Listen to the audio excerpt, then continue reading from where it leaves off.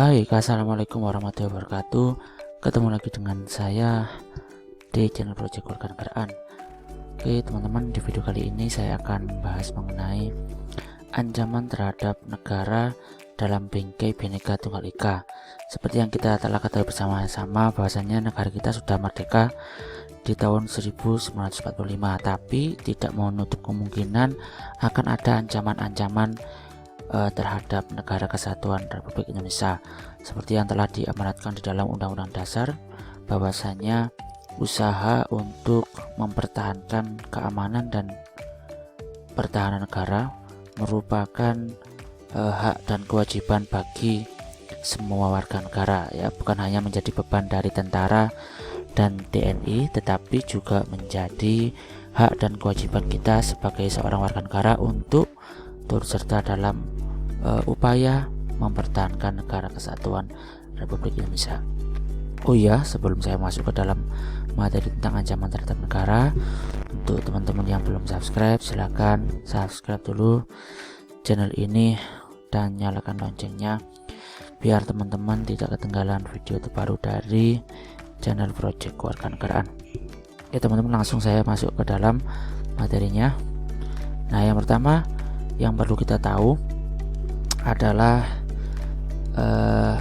letak geografis dari negara kita, sehingga kita benar-benar tahu kenapa kemudian masih ada ancaman-ancaman dari negara lain.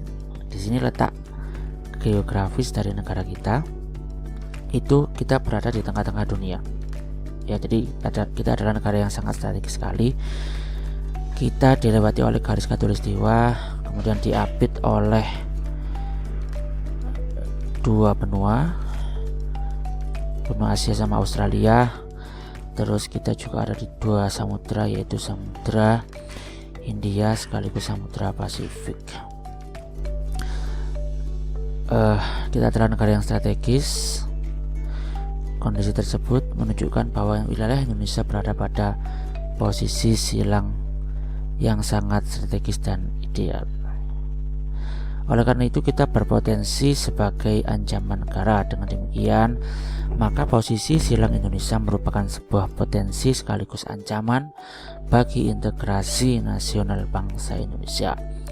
Nah, apa sebenarnya yang menjadi ancaman bagi integrasi nasional negara Indonesia?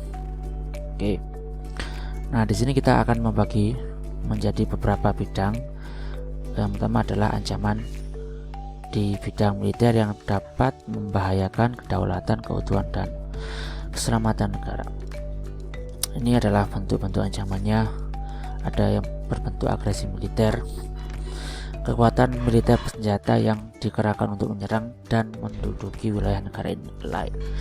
Nah, untuk agresi militer sekarang sudah sangat jarang sekali ya teman-teman.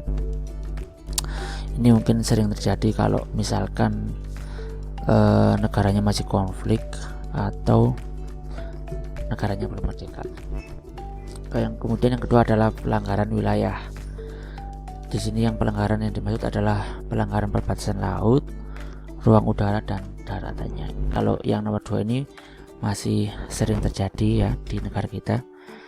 Ada beberapa pelanggaran wilayah, kayak misalkan ada kapal yang mengambil ikan ya di wilayah negara kita, dan beberapa kasus yang ditemukan beberapa tahun yang lalu. Yang ketiga adalah pemberontakan bersenjata.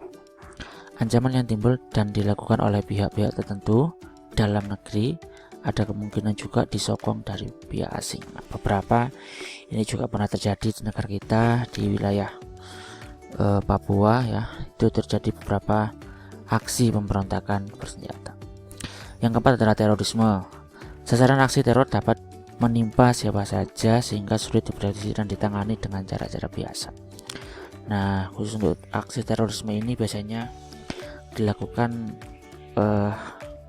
untuk menyerang tempat-tempat peribadatan teman-teman ya, biasanya. Yang kelima ada penyelundupan, ancaman laut dan udara yang perlu diawasi adalah perampokan, penyelundupan senjata, narkoba ya, ini yang sering terjadi juga, amunisi, bahan peledak dan yang lain-lain. Next, kita lanjut. Jadi sekarang kita bahas satu-satu ya teman-teman. Pertama adalah agresi militer. Kekuatan militer bersenjata yang digerakkan untuk menyerang dan menduduki wilayah negara lainnya. Ini adalah bentuknya. Ada spionase, kegiatan yang biasanya dilakukan untuk agen-agen rahasia dalam mencari dan mendapatkan rahasia pertahanan negara dari negara lain. Jadi spionase kayak dia tuh memata-matai gitu teman-teman ya. Nah, seterusnya adalah ada sabotase, tindakan dan menghancurkan peralatan, senjata atau bangunan untuk mencegah keberhasilan musuh. Keanekaragaman bangsa Indonesia merupakan sebuah potensi dan tantangan tersendiri. Disebut sebagai sebuah potensi karena membuat bangsa kita menjadi bangsa yang besar dan memiliki kekayaan yang melimpah, baik kekayaan alam maupun kekayaan budaya yang dapat menarik minat para wisatawan asing untuk mengunjungi Indonesia dan investor asing untuk menanamkan modalnya di Indonesia. Nah, selain itu, kebinekaan bangsa Indonesia juga merupakan sebuah tantangan, bahkan ancaman. Adanya kebinekaan membuat penduduk Indonesia mudah berbeda pendapat dan mudah tumbuhnya perasaan kedaerahan yang sempit, sehingga sewaktu-waktu bisa menjadi ledakan yang akan mengancam integrasi nasional atau persatuan dan kesatuan bangsa Indonesia. Nah, oleh karena itu, semua warga negara harus mewaspadai segala bentuk ancaman yang dapat memecah belah persatuan bangsa Indonesia. Yang selanjutnya adalah pemberontakan bersenjata, ancaman yang timbul dan dilakukan oleh pihak-pihak tertentu dalam negeri maupun dari luar negeri. Ini adalah contoh-contoh kasus pemberontakan bersenjata yang pernah terjadi di Indonesia. Nah, dalam perjalanan sejarah, bangsa Indonesia pernah mengalami sejumlah aksi pemberontakan bersenjata. Sejumlah aksi pemberontakan bersenjata tidak hanya mengancam pemerintah yang sah, tetapi juga mengancam tegaknya negara kesatuan Republik Indonesia. Yang pertama ada gerakan DI atau TII, Tentara Islam Indonesia ya. Berawal dari kekecewaan rakyat terhadap pemerintah. Peristiwa ini terjadi di awal-awal kita merdeka ya teman-teman, sekitar tahun 1946 ya. Terus ada PRRI, Pemerintah Revolusioner Republik Indonesia, dipengaruhi oleh tuntutan pemberlakuan otonomi daerah yang lebih luas. Terus ada Permesta, Perjuangan Rakyat Semesta, kebijakan pemerintah pusat dianggap stagnan dan membatasi pengembangan daerah. Ada lagi G30SPKI, ini mungkin juga sudah sering kita dengar ya teman-teman.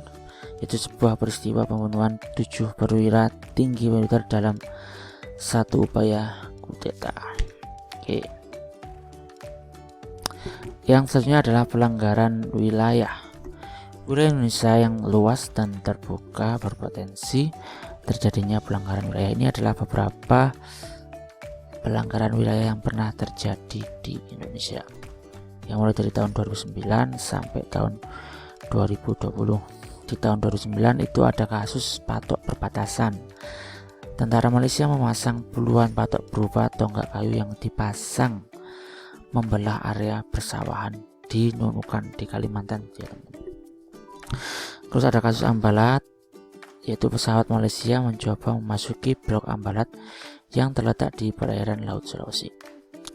Di 2014 itu ada kasus pelanggaran di Laut Natuna, yaitu yang dilakukan oleh Vietnam mengirimkan 13 kapal patrol untuk menjaga wilayah ZEI yang dianggap bentuk intimidasi karena wilayah tersebut tidak boleh dimasuki kapal ikan maupun patroli. Jadi kayak dia tuh tempatnya zona ekonomi eksklusif ya, itu miliknya Indonesia di daerah Natuna sana, tapi dia dimasuki oleh kapal dari Vietnam. Di tahun 2020 itu ada kapal ikan Cina, yaitu kapal-kapal ikan Cina memasuki wilayah zona ekonomi eksklusif negara kita ya. Jadi kalau ini informasi aja untuk teman-teman, zona ekonomi eksklusif itu jaraknya sekitar 200 mil ya, 200 mil laut dari wilayah Indonesia.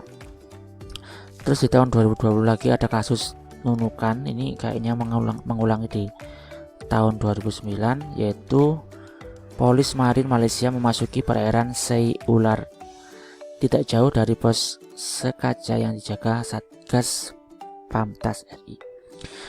Terus di tahun 2020 juga terjadi kasus lagi, yaitu ada kapal agensi penguat kekuasaan maritim Malaysia memasuki Pulau Sebatik. Jadi kebanyakan pelanggaran wilayah ini dilakukan oleh negara-negara tetangga kita ya teman-teman. Pelanggarannya bisa di wilayah perairannya maupun di wilayah daratannya. Oke. Terus kita lanjut, sekarang ada bentuk yang lain yaitu berupa terorisme. Aksi teror ini merupakan bentuk kegiatan terorisme yang mengancam keselamatan bangsa dengan menebarkan rasa ketakutan yang mendalam serta menimbulkan korban tanpa mengenal rasa kemanusiaan. Perbuatan yang menggunakan kekerasan yang menimbulkan suasana teror, yaitu kita sebut sebagai terorisme.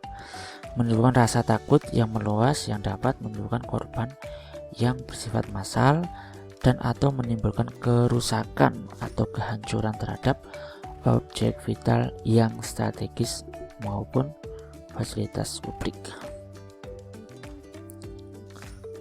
Oke, yang selanjutnya adalah unsur tindak terorisme. Definisi terorisme memang belum menemukan keseragaman dalam literatur internasional, namun setidaknya ada 4 unsur yang melekat dalam aksi terorisme. Jadi kalau misalkan ada sebuah peristiwa atau sebuah kasus yang di dalam peristiwa tersebut ada salah satu dari keempat unsur ini, maka itu bisa kita kategorikan sebagai tindakan terorisme. Yang pertama adalah dia menggunakan kekerasan, ya misalkan melakukan aksi bom. Yang kedua, menimbulkan sejumlah korban, ya karena dibom sehingga korbannya banyak, nggak memandang usia gitu ya, nggak memandang siapa yang dibom. Yang ketiga, tujuan utamanya adalah menciptakan rasa ketakutan. Itu tujuan utamanya, menciptakan rasa ketakutan. Yang keempat, itu dilakukan dengan kesengajaan, ya bukan sesuatu yang nggak sengaja, kayak misalkan tabung gas meledak gitu. Kalau itu bukan merupakan sebuah tindakan kesengajaan, berarti itu ya bukan tindakan terorisme teman-teman ya. Tapi kalau misalkan ada unsur kesengajaannya, nah itu kayak gitu berarti perlu diselidiki. Oke, yang selanjutnya adalah penyelundupan senjata. Oke, gangguan keamanan di laut dan udara perlu mendapatkan perhatian. Gangguan di laut dan udara merupakan bentuk ancaman militer yang mengganggu stabilitas keamanan wilayah Indonesia. Kondisi geografis Indonesia yang memiliki wilayah perairan dan wilayah udara terbentang luas menjadikan perlintasan transportasi dunia yang padat, baik transportasi maritim maupun transportasi dirgantara, ya baik di wilayah laut maupun di wilayah udaranya. Nah, bentuk ancamannya adalah pembajakan atau perampokan, kemudian penyelundupan narkoba maupun penyelundupan senjata. Nah, potensinya adalah berimplikasi terhadap tingginya potensi gangguan ancaman keamanan laut dan udara. Penyelundupan senjata, amunisi, bahan peledak atau bahan lain, penangkapan ikan secara ilegal, pencurian kekayaan di laut, dan pencemaran lingkungan.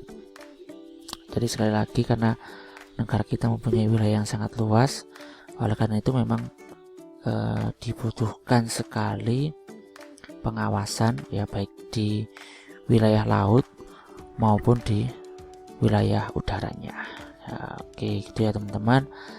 Terkait dengan ancaman terhadap negara, saya kira cukup penjelasannya. Saya sambung di video saya yang selanjutnya. Terima kasih telah menonton video ini.